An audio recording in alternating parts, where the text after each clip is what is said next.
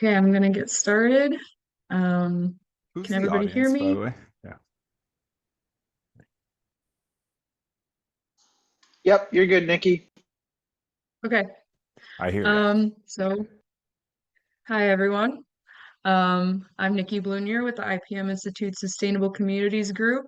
Today's webinar is about lesser celandine management.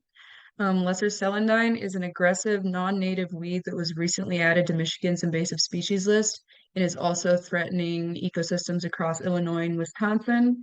Our presenters today are Kristi Solberg, Superintendent of Parks and Planning in Wilmette Park District, Alec McClennan, founder of Good Nature Organic Lawn Care, and Nick Fuller, Principal Ecological Officer in Natural Communities. And they're going to discuss their roles in lesser celandine management efforts in Illinois, review outcomes to date, and answer questions from attendees. So just an overview of the agenda. I'm going to do a quick introduction, and then we will end with Q&A. So please hold your questions to the end, but we're going to have Kristi Solberg and Catherine Robinson talking about the background, timeline, objectives, and the future of this project. Nick Fuller is going to talk about flywheel ecology, the application of concepts of natural areas IPM, and then Alec McClennan is going to talk about techniques and rationale for controlling the weed and hopes for the future. Thank you to our funders. Funding for this working group was provided by the USDA National Institute of Food and Agriculture, Crop Protection and Pest Management Program through the North Central IPM Center. We've also received funding from the Oberweiler Foundation and the Illinois Department of Natural Resources. Just a little bit about the IPM Institute. We've been working for over 25 years to increase adoption of integrated pest management, or IPM, and improve sustainability in agriculture and communities through a variety of programs. So we have the Sustainable Food Group, which focuses on clients in food and agriculture, and Sustainable Communities Group, with programs focusing on reducing the use and risks of pesticides in spaces like parks, recreational fields, schoolyards, and buildings. So in the Sustainable Communities Group, we have Green Shield Certified, which is an independent nonprofit certification program that promotes practitioners of effective prevention-based pest control while minimizing the need to use pesticides. We also have the California Urban IPM Apprenticeship Program, where the apprentices are developing the required skills to evaluate, improve, and implement outdoor and indoor IPM programs and practices across 3 target regions in California. We also have some educational programs. Our Pest Defense for Healthy Schools offers both in-person, virtual, and self-guided IPM training for K-12 employees to mitigate risks posed by pests and pesticides. And then our TIC IPM working group, we offer free monthly webinars and an annual TIC Academy with the goal of sharing integrated tick management strategies and reducing the risk of exposure to infected ticks. So here's some context for the Lesser Celandine project, and Kristi will go in more detail about this. But Midwest Grows Green created an IPM plan to control the spread of Lesser Celandine at Gilson Park, which is part of the Wilmette Park District in Illinois. All of our speakers today collaborated on this project, and the first phase of the plan was implemented earlier this year, but it's going to take persistent efforts to control the spread. So Kristi, you can go ahead. Okay, let me share my screen. Yeah. All right. Thanks. Do you guys see it? Yep. All right, great. As Nikki mentioned, I'm Kristi Solberg, Superintendent of Parks and Planning with the Wilmette Park District. I'm also with Catherine Robinson, the Park District horticulturalist. She will be talking through more of the nuts and bolts of what we've done over the last year. But in the end, I think you're going to learn that we still don't know what the magic bullet is at this time, and that's what we're hoping the future will bring for us. But we worked with IPM, and that's what this whole presentation is going to be about today. But a little bit about the Park District. Gilson Park is a 60-acre park. It is located on the east end of Wilmette. It's a gem in the community. It is along the lakefront. It has a sailing beach, a swimming beach, a dog beach, and also it is a beautiful park that has natural beds, planting beds, and a wildflower garden. There's some pictures of Gilson Park in the background. So we have been battling the weed since 2014. I started with the Park District in March of 2020. Everybody is familiar with what was going on at that time. So I wasn't made aware of the weed until May of 2020. One of the members of Go Green Wilmette had reached out to me at that time, and I was not aware of the weed. I came from other park districts, and we were never seeing this weed within our parks. So quickly, I tried to make myself more knowledgeable of the weed and what we would do going forward. So in 2021, we did try to do some treatments. We had some issues with rain, cooler temperatures. We went at the weed in the incorrect times. So every year we learned a little bit more as we were going after the weed. And then in 23 is when we really started to see the spread take over not only Gilson Park, but it's also started making its way west. So we saw it as far west as Skokie and Lake is where one of the parks that we found it. And to this date, and because we don't know what happened with what we did in the spring of this year, the only solution that we have found that has been successful is completely removing the plant, the weed, the grass, the area. We had one small patch that was about 2 feet by 2 feet, and we dug down about 2 feet into the ground to remove that whole patch. We also unfortunately had a spread of it really bad in our garden plots, and we worked with that renter to completely remove it. We covered the garden plot in plastic and wood chips, and they didn't use their garden plot for a year. So those have been the only two successful avenues that we've seen to date, in hopes that what we did this spring, it will bring us other opportunities. Catherine, is this where you take over, or do you want me to finish this up? So in October of 23, I reached out to IPM and asked if they had any avenues or anybody that we could be connected with to help us with the spread. And that's how this group was created. And we've had meetings, and everybody has provided some really great and valuable input for us to hopefully attack this weed and be able to control it within the park. I'm going to pass it over to Catherine. Hi guys, my name is Catherine. I'm the horticulturist with the Wilmette Park District. So I was dealing very closely with Lesser Celandine this past year. So we started 2024 all kind of on the same page with the management plan that we got from IPM. And that plan divided Gilson up into a couple different areas. And the 3 areas that we treated were the bird habitat area, which is a natural area that it was planted in 2016 by volunteers, and it serves as a sanctuary for migrating birds. The central lawn is just a large patch of turf. It's popular we have like an ice rink there. We have sports fields, people picnic there. We have like a July 4th celebration there. So major recreation area. And then the 9/11 Memorial Garden is like right on the water. And that was donated by a resident and formerly kept up by a landscaping company. And that recently got given over to the Park District. So this is a pretty new area to us. Next slide, please. So we started out 2024 scouting. That's all we could do. I'm going to go into this later, but in our natural areas, we did brush cutting, which just we cut everything down to the ground. It made things a lot easier to scout and do applications.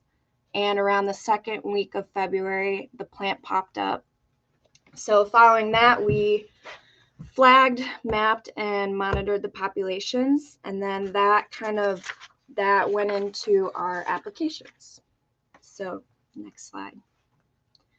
So the first area that we did some applications in was the bird habitat. As I said, we brush cut everything down in February, and then the plan was to use Final Sand, which is an organic weed killer that is an ammoniated soap of fatty acids. So the plan was to do it roughly once a week for a month. So 4 applications.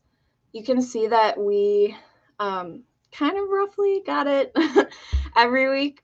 So as we finished up with that 4th application, things kind of finished for the year. And then just recently, we overseeded that area with Virginia bluebells. We worked with Nick Fuller from Natural Communities with that. So the idea there is to reestablish some natives in this natural area that can hopefully compete with the lesser celandine. So the idea is they're both up early. Bluebells self-seed pretty easily. So we're hoping it's a little competition in their niche. So we will see how that works out in the future. Next slide. Next was the 9/11 Memorial Garden. Kind of same deal. We did brush cutting. But this one we used Rodeo, which is also known as Roundup Custom. It's basically just a Roundup, but it's for aquatic use as well. So it was safe because obviously Gilson, there are considerations like we are right on the water. So we want to be responsible with our use in that way.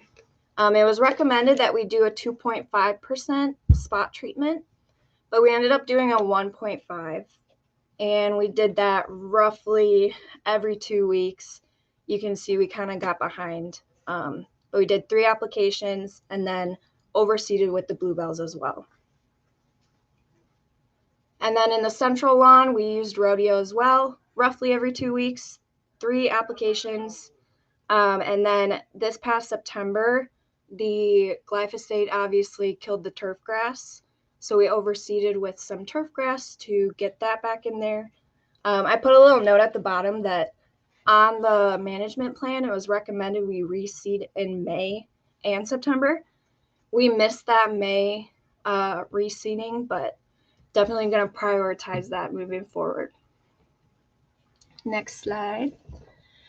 We also experimented with some other various chemicals. These kind of aren't really, they were kind of one-off treatments. We're going to see how they worked in this next year, but not really worth talking about as much just because we didn't have a systematic approach. That's definitely something we can continue to explore. Next slide. So the outcomes, the outcomes of our applications. The plant did show some effects. It looked weakened, burnt, bleached. You can see in that large picture, the glyphosate definitely worked. It took out the turf and it lightened it. But as everyone mentioned earlier, we're not going to really know how well the chemicals did till we see how the pressure has how it compares to old years, things like that.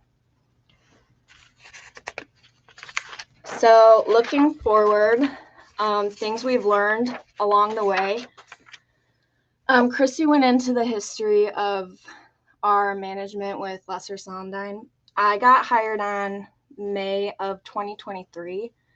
So I really just missed the window completely. So this was my first year really working closely with the plant. And I had never really done applications with it anything, but we learned that it's very important to stay organized and prompt when you're managing a plant like this. It's up early. It's got a really short treatment window. It's got a really short window that it's above ground. So you've got to you've got to be out right when the year starts scouting, looking for it. And then the minute you see it, it's time to get the plan in motion. And we have a better idea of manpower, time, and equipment needed for a project like this.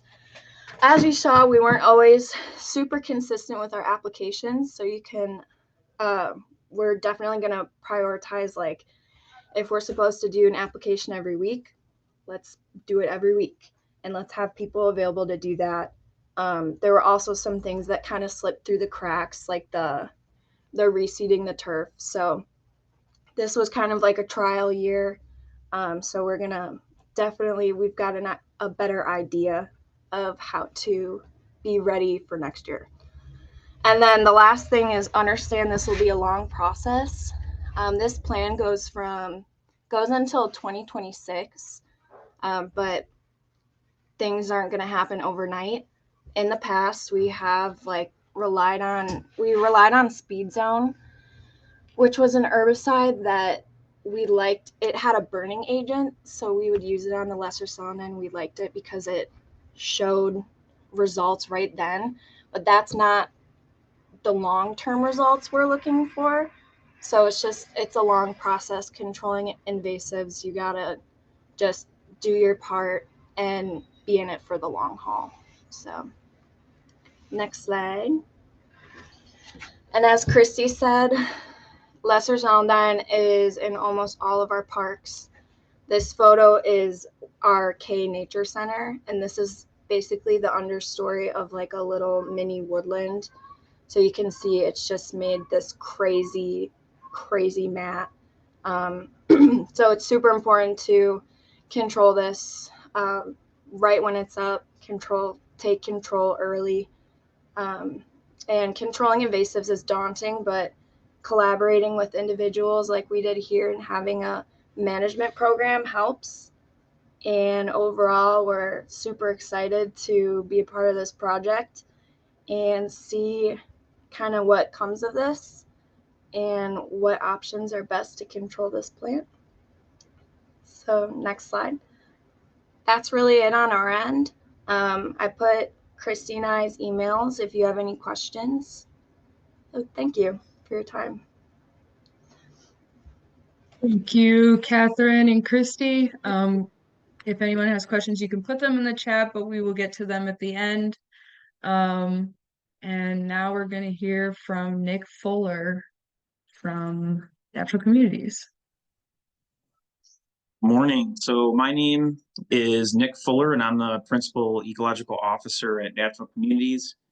And what we are at Natural Communities, we kind of came up with a new term. It's a ecological restoration outfitter, meaning that we provide the knowledge and the native plants for building resilient ecological restoration systems. So we are a Green Shield certified company, as Nikki had talked about before, with the Integrated Pest Management Institute of North America. And so it's at the core of all of our efforts. And so our natural areas specific program for integrated pest management at Natural Communities is called Flywheel Ecology.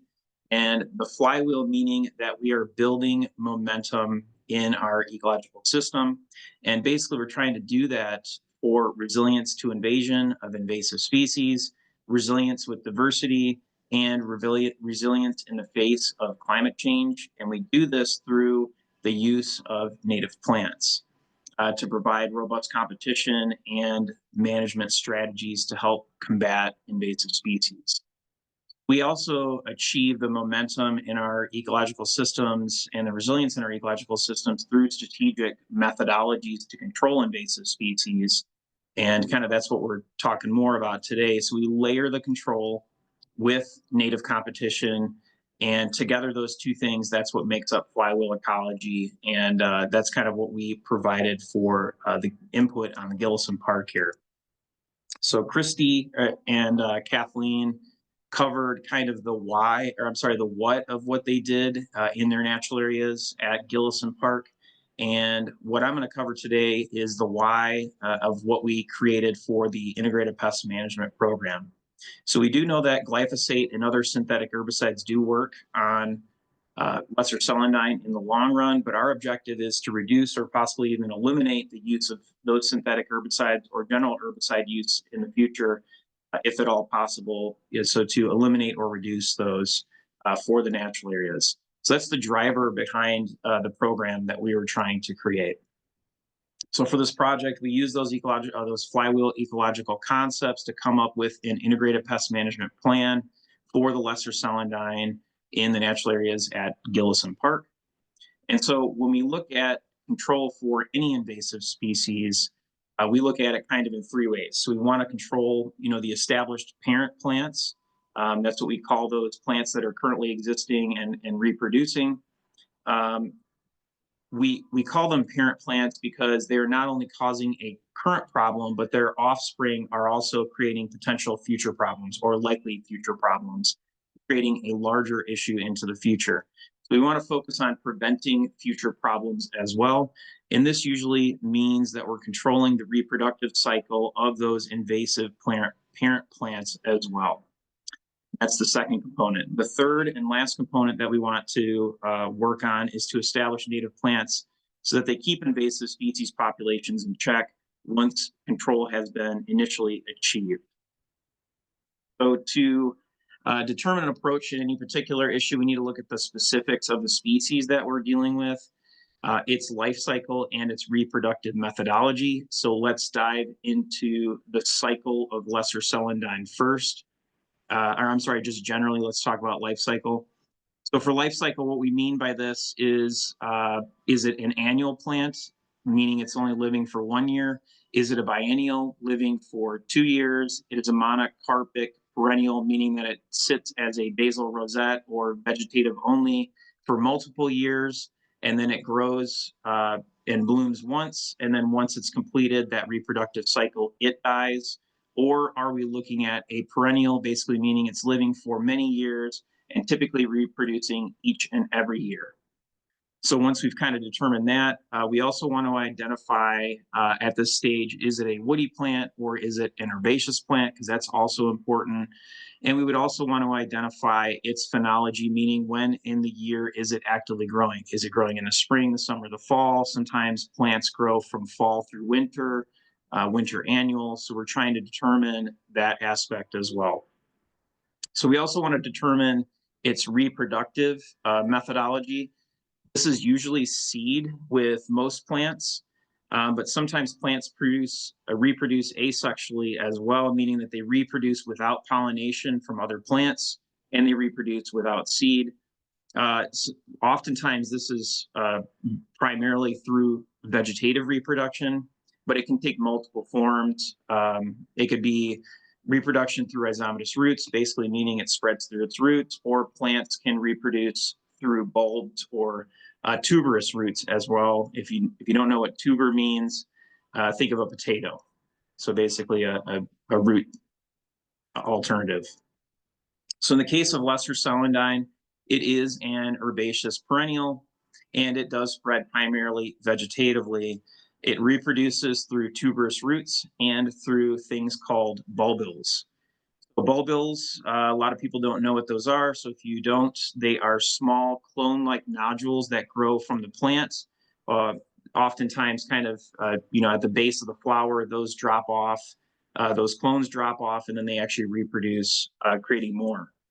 So we do know that lesser celandine actively grows in the spring as well. So it pops up extremely early. As Catherine had said, they noticed it in February.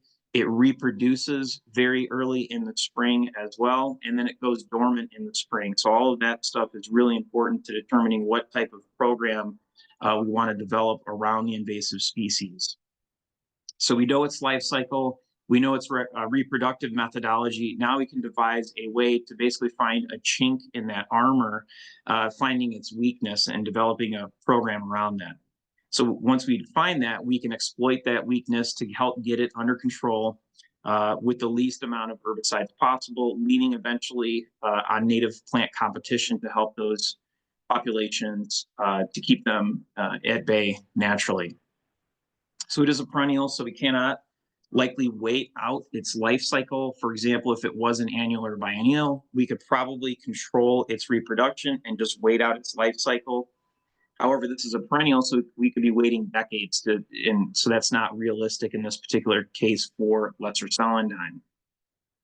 So to control the parent plants, we came up with 3 strategies, again, focusing on integrated pest management. So one aspect of it was flaming the parent plants, basically using a weed torch to control those parent plants. The second methodology was final sand. Again, that's an herbicidal burn down soap. So that is a non-systemic herbicide, meaning it is only damaging the parts that it comes into contact with.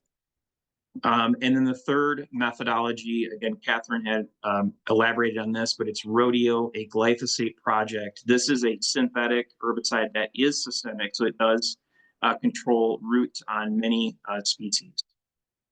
So you also know that lesser celandine has tubers, as we had just covered before. So think of, again, like little tiny potatoes. And we know that oftentimes when plants do have smaller tubers, those tubers provide a vast energy storage. And so we know that plants that have these can recover very well from different types of herbicide applications. We know it's going to be tough kind of upfront going into this. We also know that lesser celandine has a very waxy cuticle, so the leaves are very waxy looking, meaning that when you do apply any herbicide, that herbicide has a tendency to bead up and roll off. And so the contact of that, unless you're using a surfactant or a sticker to help that stuff stick and penetrate, it may not be as effective. So that is also a factor in devising the plan here. So what this really all means is this is a super tough plant to control. That's probably why everybody's in here, is to figure out what we can do. So again, we just want to figure out what those weaknesses are to kind of exploit those. So I did want to note that hand pulling is an option if you have smaller populations of this, or potentially if you have a larger population up front, getting your population under control with, let's say, herbicide applications. You can eventually get down to hand control, or if your population is small, you can use control by hand. But in this case, it was too cost prohibitive or time prohibitive because of the scale of the infestation and the quantities of plants. We did consider that it just wasn't realistic. So in terms of reproduction for lesser celandine, we typically would cut the seed heads off of invasive species. For example, reed canary grass, when we're treating that, we would treat the parent plant, we would cut the seed heads, and then we would go back at it again next season. But with lesser celandine producing bulbils, we know that mowing and actually cutting can actually lead to the spread of this invasive species, because it's taking those little clones and spreading it around. And so we're trying to not do that. That's the opposite of what we're trying to do. So we knew that mowing in this case was kind of off the table. With that, we had to get a bit creative. How do we control? We know it's going to reproduce because we're going to miss some. We may not have caught some in time, et cetera. So we know that we're going to miss some. So we just want to have a plan in place to take care of that.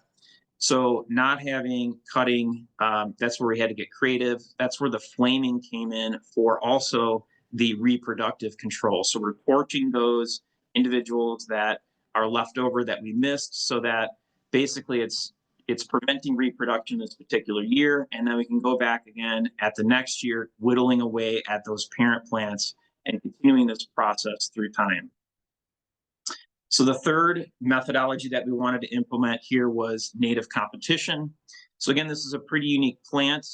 It's actively growing when snow is on the ground in February and March. Most native plants are not up and growing at this time period. So we kind of had to go back to the drawing table and get creative again here. So we kind of took a look at what native plants are growing at that time of the year and what could successfully be implemented at scale and not at ridiculous costs. We do know that a lot of woodland ephemerals are up and growing that early in the spring, but we do know that these plants are really expensive. Sometimes they're difficult to get commercially. We also know that they don't reproduce super readily. So these didn't really seem like an intuitive way to kind of go about competition against this native plant. because they are also just not really strong competitors once you even get them established, and they establish at an extremely slow pace. So these woodland ephemerals, most of them are not an option. So we continue to think, so what would be an option? And what we kind of landed on were Virginia bluebells. So bluebells are an ephemeral, but I put them in a slightly different category, at least in competition against lesser celandine, because these plants are available by bare roots. That makes them slightly cheaper. They are also available by seed, and they also can develop by seed. So we went out to Gillotson Park and we were looking around. They had some established populations out there, and we went around and we were surveying it, and we looked and we saw little teeny tiny seedlings of Virginia bluebells. So we know that they can reproduce pretty successfully by seed. So in addition to this, just the economics of the thing, we also know that they provide pretty robust competition at the exact time of the year that we need them to be competing, because their leaves are relatively tall, they grow fast in the spring, and they actually are providing that shading technique in the competition that we're looking for. So that's basically the plant that we went with on the native competition side. So our intent with the project is to provide a study to kind of illustrate all of these methodologies. So each methodology will be layered on top of each one. So for example, we're going to be using in option 1, we're going to be using flaming to control the parent plants and the bulbil competition, followed by seeding of Virginia bluebells. In option number 2, we're using final sand treatment to control parent plants, and we're using the flaming to control the bulbil reproduction. And then we're going to follow that by the seeding of Virginia bluebells. And then in option number 3, we're going to do rodeo treatments, or the glyphosate, to control the parent plants. And then we're going to flame it to control the bulbil reproduction. And then we're going to follow that up with Virginia bluebell seeds and follow the results through time. So 2 herbicide treatments. The rodeo is going to be layered with the flaming to prevent the reproduction. So all 3 methods, again, are going to be layered with the installation of the Virginia bluebells for competition. Again, one thing I wanted to note in terms of the final sand versus the glyphosate, the final sand is a contact herbicide. It is not systemic. And the rodeo is systemic. So we've used rodeo in the past, and we do know that it works. We're just looking for strategies on how to reduce our herbicide, especially synthetic herbicide use going through time. So one thing to consider when using and choosing your treatment program is you want to look at the capacity that you all have and determine a realistic plan where you can actually keep up with this plan. So if you say, you know what, I'm going to be militant, I'm not going to use any synthetic herbicides, and then you can't keep up with your plan, you almost know that it's not going to be successful up front. Don't set yourself up for failure in that way. The other consideration is that if you do go with a synthetic herbicide and you know that this is going to allow you to get better control of the parent plants up front, and you know that you are going to be successful, you know that you can eventually whittle it down to a point when you can move away from herbicide use, or synthetic herbicide use at least, and then go in there and then get control in a more natural way, either by hand digging or, pulling back to the final sand and the flaming techniques. So if you're absolutely committed to a more natural way, I totally support you. Everybody has different decisions that they need to make. Just realize that it's a significantly higher time commitment, and it's going to take some serious time and effort for lesser celandine to be successful. So also, because of the shorter growing season of lesser celandine and its resilient tubers, it's going to take many years in whatever scenario you do take on. And so we're going to be collecting data over these next couple of years to see which methodology will pay off and which one has the best trade-offs for each particular person. We're confident that all these methodologies will work. It's just how much time can you devote to each type of methodology, and how long of a duration can you commit to? Because we could be talking 5 years, 10 years, something like that. So if you can commit to that duration, particularly on the more natural end of things, great. If you can't, there's other options out there for you. In any case, with Flywheel Ecology, we are committed to a multiple year plan and a multi-layered plan. And that multi-layered plan is extremely important in lesser celandine and really any invasive species. So we believe that if you are using that flywheel ecology methodology of controlling the parent plants, controlling the reproduction, and then getting some sort of correct native competition in place, that you can be successful. And I want to wish you luck in your restoration endeavors, and particularly for lesser celandine, because it is a very challenging species to control. So thank you. Thanks, Nick. Now we're gonna hear from Alec McClennan from Good Nature.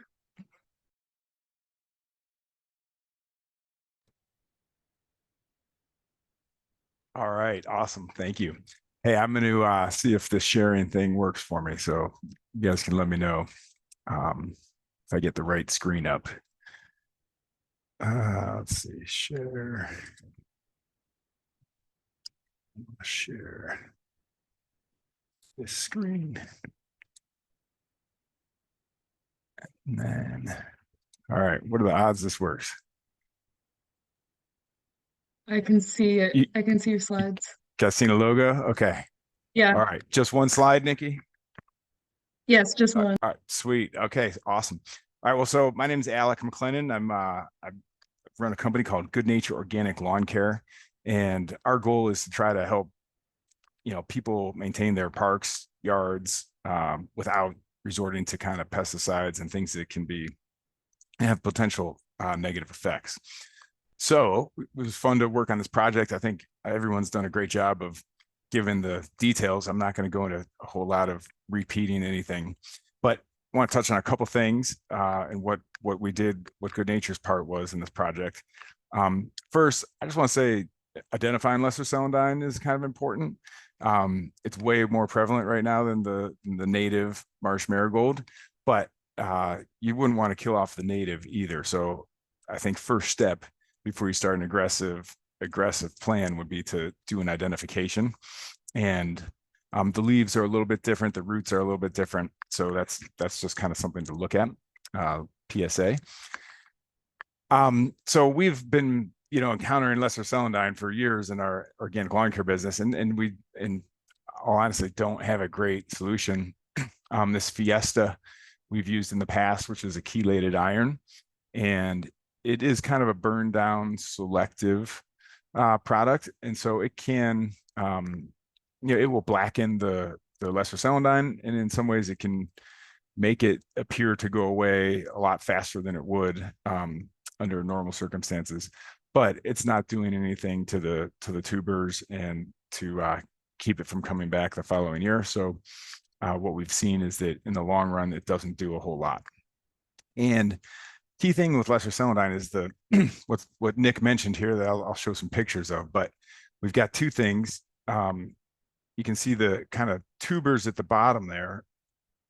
Well, actually, yeah, tubers at the bottom there. And then the key with lesser celandine, which Nick mentioned, is these bulbils that in what I've read is that the bulbils are the primary method for lesser celandine to spread. So if we're using an herbicide like a Final San or even a Fiesta or a glyphosate, if it's not affecting the bulbils and they're getting away, and if you don't catch it before those develop fully, then you get a lot of spread. And so what we were hoping for is to do some treatments here, and this is kind of a record of what we did in Gilson Park, but we kind of, it was a little bit of a mad dash in the spring as things were kind of popping up and came up earlier than we were expecting, even in kind of early to mid-February. And so we got started there. We did a few different areas with the flame treatments. And so we tried a few different methods of flaming. The first is kind of this machine, which is on wheels, and it can cover a larger area.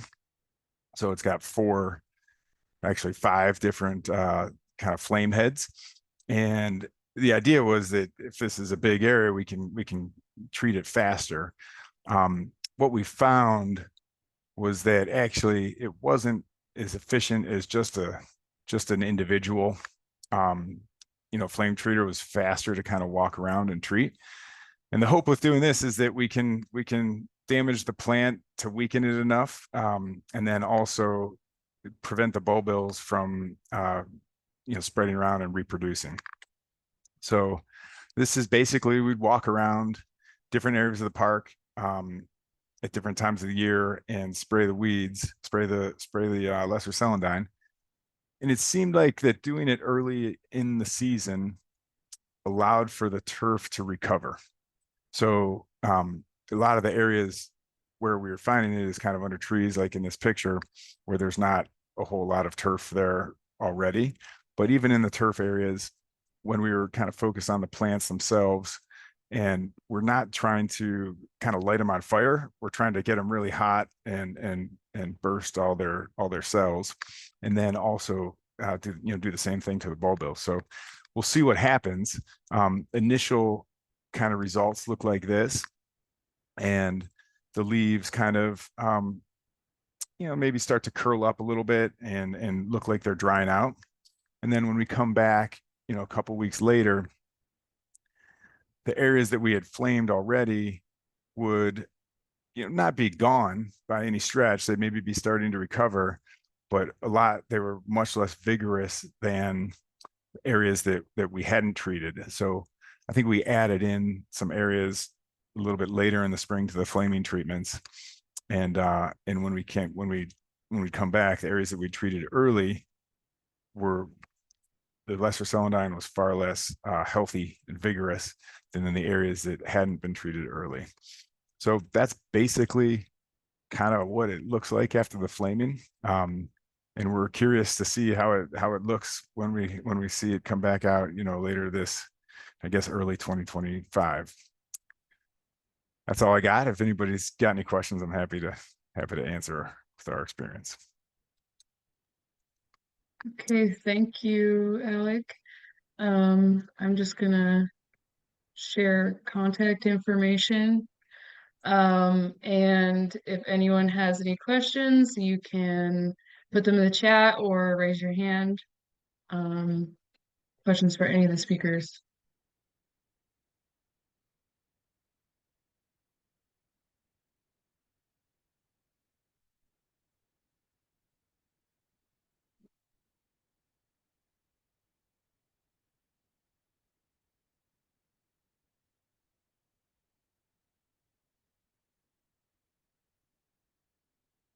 Okay, we have one question. Are there any graminoids that could be added to the overseeding mix?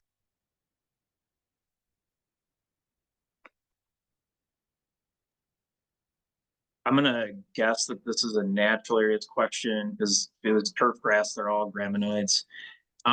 So I think there are other ways to be, to have more competition with the lesser celandine.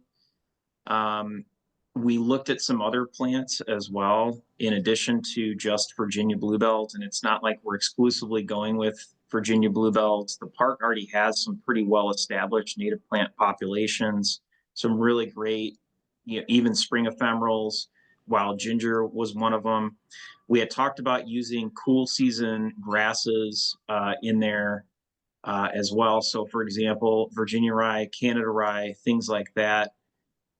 What we were guessing is that I think the roots would provide competition. We were going for root density, but also foliar, kind of overstory in terms of competition. I think both would be appropriate and effective. We were kind of trying to focus it a bit because it is a study onto a single species to control the variables a bit too. So I think that would be valuable in adding that in. Okay, we actually have another question for you, Nick. Someone said, I've noticed that Pachyra aura competes well. Are you looking at other perennials aside from Virginia blue? I'm guessing that Catherine and Kristi and myself, it's an all the above approach. It's program that we're trying to do. Again, we're trying to control variables. So PACRA would be an awesome thing to get out there. It's often difficult to get that sometimes commercially by seed, but it does germinate super successfully by seed. In my opinion, it's attractive. It's got a yellow flower as well, and it does provide really great competition. Thanks, Julia Bunn, for mentioning that.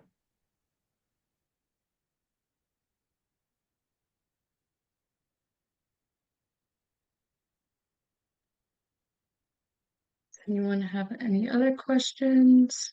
We still have 15 minutes.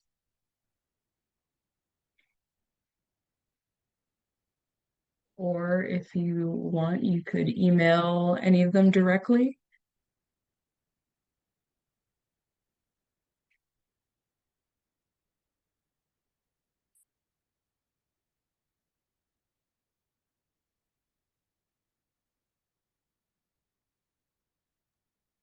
I'll add on maybe to that comment since we don't have any more questions coming in. So part of the other subcomponent to Julia's question was, are there any other perennials aside from Virginia bluebells that we were exploring? So I was really digging deep in the natural areas in terms of wild ginger. What I did notice in the areas that wild ginger was already established, I noticed that the lesser celandine populations were incredibly less dense or non-existent in those areas. We just know it takes quite a bit of time to get that plant established. So I think I would potentially consider that, or even recommend that.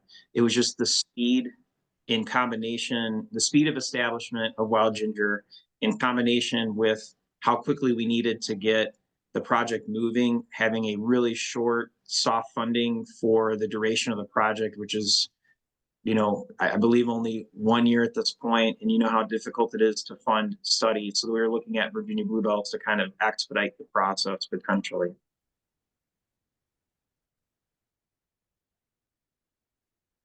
Okay. Yeah, so Betsy said I was also thinking about Caesia aurea, which does really well from seed and likes wet semi-evergreen leaves. So if there's not any other questions, we can just wrap up. I'm gonna send out a recording of this to everyone who registered. Thank you everyone for attending. Thank you to our speakers. Great presentations, and happy holidays.